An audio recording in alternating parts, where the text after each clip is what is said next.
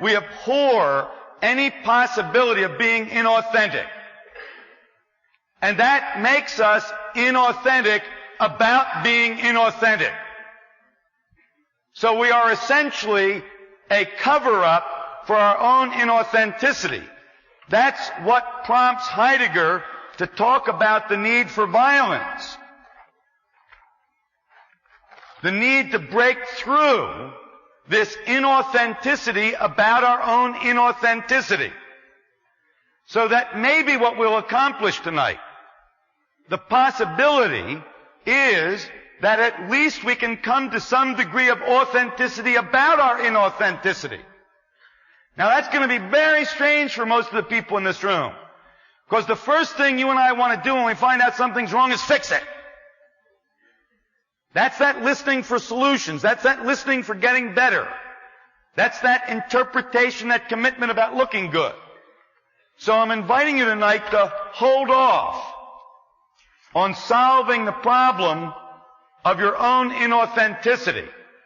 I'm rather inviting you to do an experiment with me to see what can happen in a practical, hard-headed way in terms of empowering yourself in your everyday concerns, in your everyday being in the world, by being authentic about your own inauthenticity. Engaging in this question, what kind of a being is a human being?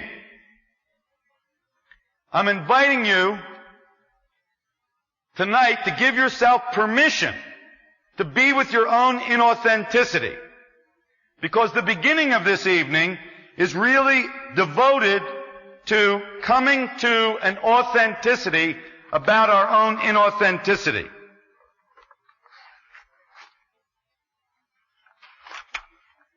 I'm asking you to be in the question. To be in the opening the question is. To be in the clearing of the question and the possibilities we examine. To get beyond what you think or feel, beyond your opinion or belief, and just be in the clearing of the question, looking out, not to validate the question, not to validate the possibility or invalidate it, but looking out from the possibility, looking out from the space, just to see what you see when you're looking from that space at your everyday being in the world, at your everyday concerns. Be with your own life tonight. Be in the space of possibility that the work is looking out at and being with your own life. The way you live. Be with that. Be with what you say. Be with what you think, what you feel, what you do. Be with what you don't do. Be with what you don't say and what you don't think and you don't feel. See, we want to see how does being show up in an everyday way of being in the world for human beings. This is not esoteric or complex. It's simple, truthful look at what's present when you look at your life from the space of certain questions, from the space of certain possibilities. You may be surprised by some of the answers. You may even be dismayed by some of the answers. As a matter of fact, I suggest that you will be. Now, this thing about what everybody knows, see, there was a time when everybody knew that there were witches. There are witches. See, we burn people at the stake because there are witches.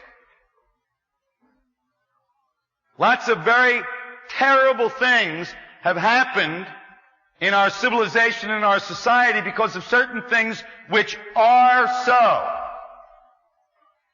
Now, by now, you and I all know that witches don't exist. It's a superstition. We've stopped burning people for being witches. But I want you to consider something. First off, I want you to see that superstitions are very powerful.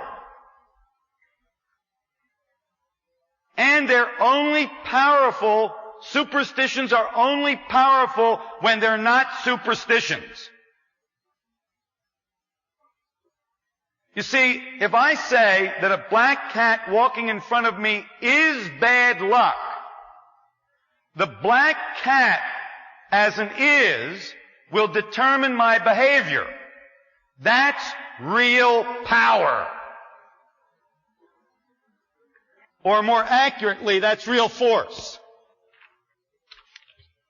So I'm inviting you to consider the possibility of the enormous power that superstition has, and then further to look at the fact that a superstition is only a superstition when it is not a superstition.